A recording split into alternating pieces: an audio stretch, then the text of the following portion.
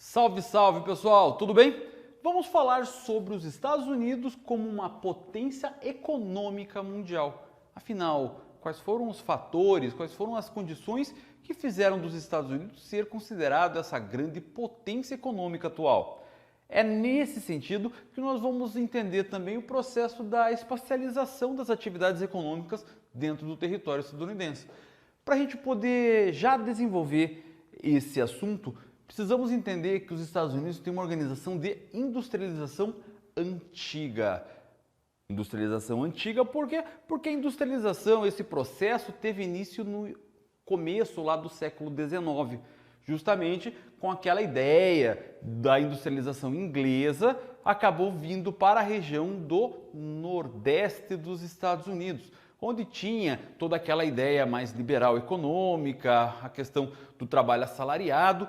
Enfim, na região então do Nordeste estadunidense é onde temos ali todo o desenvolvimento industrial, justamente aí tradicional, uma industrialização antiga. Essa região dos Estados Unidos, inclusive, passa a ser chamada de Manufacturing Belt, o cinturão da manufatura, o cinturão da produção industrial. Tamanho é a atividade, fazia parte de todas as atividades juntos com a agropecuária. Agora, é só essa parte que acabou formando toda a hegemonia econômica dos Estados Unidos? É só a parte industrial? Claro que não. Todo o processo geopolítico acabaram fazendo dos Estados Unidos essa economia forte e próspera que ela é atualmente. Mas tudo isso começa principalmente no período entre guerras.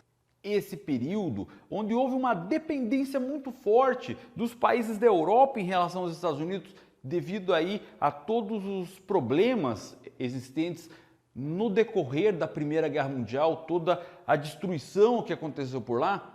Essa reconstrução precisou justamente desse sustento industrial estadunidense. Portanto, é uma época de muita riqueza e prosperidade no continente americano.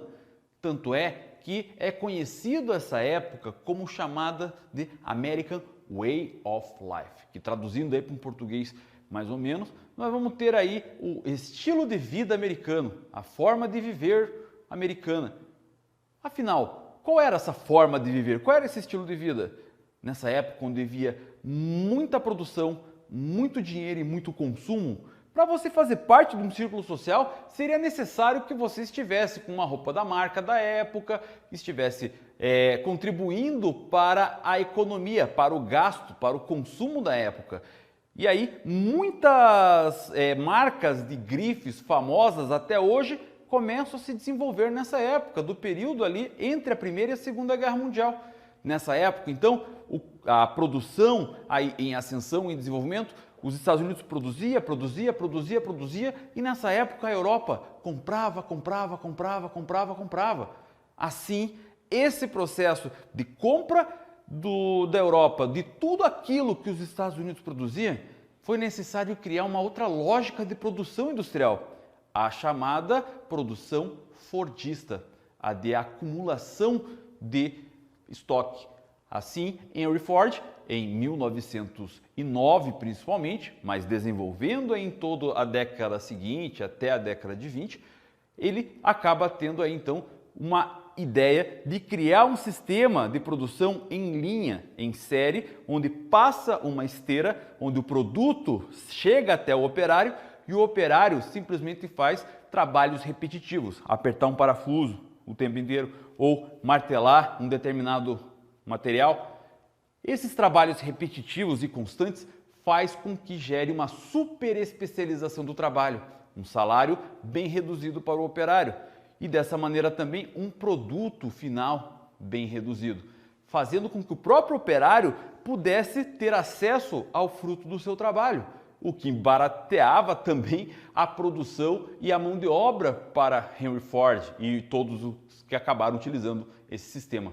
Com isso, houve um processo de muita prosperidade muito consumo, mas os Estados Unidos continuou produzindo esse estoque, desenvolveu esse estoque muito forte, inclusive quando a Europa já estava com sua indústria recuperada. Dessa maneira, o estoque estadunidense começou a ser tão forte, que pesquisas da época diziam que com todo o estoque que existia na época, poderia facilmente os Estados Unidos decretar férias por 4 meses na indústria, que mesmo assim o país não ficaria desabastecido. Nesse processo, nessa onda ainda liberal, na ideia da lei da oferta e da procura, acabou sendo muito complicado. Num processo do capitalismo financeiro da época, em que se pregava já o capital especulativo, ou seja, o valor que as pessoas põem em determinado produto, isso acabou sendo um grande problema para os Estados Unidos, pois, como ninguém queria comprar aquele monte de estoque de produtos industrializados lá na Europa, não tinha para quem vender. Para tentar escoar o produto, era necessário baixar o preço. E ele baixou a ponto de ser menor do que o preço de custo daquele produto. E isso fez com que, em 1929, fosse criado então aí uma grave crise econômica estadunidense, que acabou chamada como a crise da Bolsa de Nova York. Dessa maneira, houve muito desemprego, muita pobreza aí no país, uma grande depressão, que foi feito um processo de recuperação chamado aí de New Deal, um novo acordo. E esse novo acordo com ideias que não eram simplesmente liberais, mas ideias aí de uma social-democracia, como John Maynard Keynes. John Maynard Keynes, então, ele vem pregar justamente aí a intervenção do Estado na economia, fazer com que o Estado garantisse a recuperação econômica, que só gerou um grande desenvolvimento mesmo, só saiu dessa grave crise quando inicia a Segunda Guerra Mundial, quando os Estados Unidos volta àquele patamar de país que produz muita arma para ser mandado aí para os outros lugares. Passando a Segunda Guerra Mundial, há um processo então aí de criação, de surgimento de uma potência econômica rival, vamos dizer assim. Os Estados Unidos então, tendo aí uma certa liderança na parte econômica, compartilhando com a Inglaterra, que não estava lá tão bem das pernas nessa época, mas surge lá a ameaça soviética. Essa ameaça soviética acaba acontecendo, fazendo com que os Estados Unidos precisassem criar solidez nesse processo do desenvolvimento capitalista global. Com isso, vem então a chamada Conferência de Bretton Woods.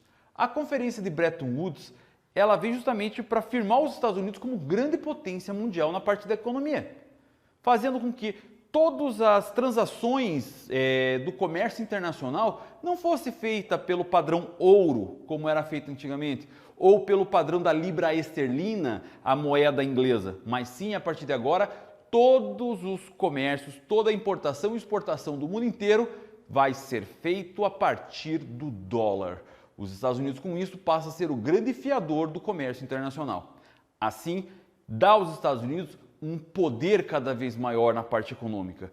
Além do mais, o próprio Estados Unidos propõe a criação de 2 agências para solidificar o capitalismo. O FMI, que é o Fundo Monetário Internacional, um fundo que vai ajudar países que possam estar em crise econômica, e também o chamado Banco Internacional de Reconstrução e Desenvolvimento, BIRD, que também é conhecido como Banco Mundial, que vai fazer financiamentos de países que gerem um desenvolvimento para evitar que crises econômicas aconteçam. Então essas 2 agências acabam tendo aí funções parecidas. O Banco Mundial para evitar que os países entrem em crise, então gere desenvolvimento, e a outra para fazer com que os países, em caso de crise, saia dela. Assim, os Estados Unidos acabam solidificando a sua importância na geopolítica econômica mundial. Mas essa geopolítica econômica mundial vai ter outros episódios importantes, principalmente quando acaba aí a Segunda Guerra e os países da Europa acabam tendo problemas econômicos ali. Mas com um grande problema também dessa rivalidade econômica soviética, os Estados Unidos cria um plano para guardar o seu curral, vamos dizer assim, econômico na Europa, criando então o chamado Plano Marshall. O Plano Marshall, ele vem com a ideia básica do quê? De garantir financiamento dos países da Europa e com isso continuar com sua independência econômica nesse território, impedindo a ameaça soviética na região.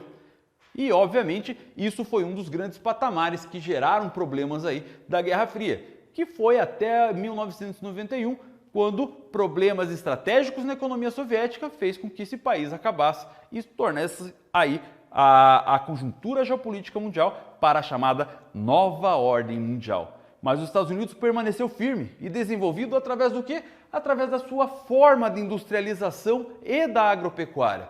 Parando para pensar aqui, nós vamos ter o quê? Essa área de industrialização antiga dos Estados Unidos, o chamado Manufacturing Belt, que durante muito tempo acabou se instalando aqui, região do Nordeste dos Estados Unidos, de Boston a Washington, e a região dos Grandes Lagos, de Chicago a Pittsburgh. Essa grande área formada aí por área de indústria automotiva. Não é à toa que a cidade de Indianápolis aqui tem as mais tradicionais corridas de carro na região. Detroit é o celeiro de diversas indústrias automotivas. Assim, essa região passa a ter aí uma figura de industrialização antiga, uma concentração industrial, que a partir de 1960, 1970, começa a gerar um processo de desconcentração industrial aqui. Com incentivos fiscais das indústrias para se instalar em outros lugares, cria-se uma outra área industrial nos Estados Unidos. Essa região aqui da Califórnia, entre São Francisco e San Diego, e essa região aqui, onde nós temos a região de Houston, no Texas, chamado de Sun Belt. Esse Sun Belt, o Cinturão do Sol, passa a atuar como tecnopolos, produção de tecnologia. Todas as indústrias 3.0 estão instaladas nessa região, a chamada região do Vale do Silício, a região do Sun Belt. Então, esse poder de desenvolvimento da indústria tradicional estadunidense mais a indústria de produção da tecnologia atual faz com que na parte industrial os Estados Unidos seja muito importante. Mas a agropecuária também é extremamente importante nesse território. Em que sentido? Quando nós temos aí uma organização agropecuária baseada em subsídios agrícolas. Os Estados Unidos incentiva muito a produção agropecuária, uma vez que a alimentação é estratégica para um país. Dessa maneira, cria-se os cinturões de produção agropecuária. Na região próxima dos Grandes Lagos, temos o Dairy Belt, o cinturão dos laticínios. Nessa região aqui, nós vamos ter mais central, indo aqui para o Nordeste, nós vamos ter aqui o cinturão do milho, chamado Corn Belt, onde vamos ter uma grande produção aí desse tipo de cereal. Agora, na região mais ao sul dos Estados Unidos, vamos ter aí, tradicionalmente, a cultura do algodão, o Cotton Belt, o cinturão do algodão. Enquanto que nessa área aqui da Flórida, passando pelo Alabama e outros estados aqui, vamos ter produtos de característica subtropical e também característica tropical, o chamado Fruit Belt, a produção aí, o cinturão das frutas. Chegando nessa área central, que é o Wheat Belt, o cinturão do trigo, que ele é classificado nessa área mais ao norte dos Estados Unidos como trigo de primavera, enquanto que na área mais central vamos chamar de trigo de inverno. Dessa maneira também chegamos nessa área maior onde temos aqui a produção aí da criação de pecuária extensiva, área desértica onde os pastos acabam sendo bastante desenvolvidos, e aqui na área de cultura irrigada do país. Então percebam que essa estruturação econômica, seja na parte industrial, seja na parte agropecuária atual, faz com que os Estados Unidos continue sendo esse grande poder econômico, baseado também em todos esses tentáculos geopolíticos que os Estados Unidos acabaram colocando ao longo dos tempos. Você entendeu? Eu espero que você tenha entendido. Eu vou ficando por aqui, desejando para você um ótimo momento de estudos. Muito obrigado por ter assistido essa aula aí. Tchau, tchau!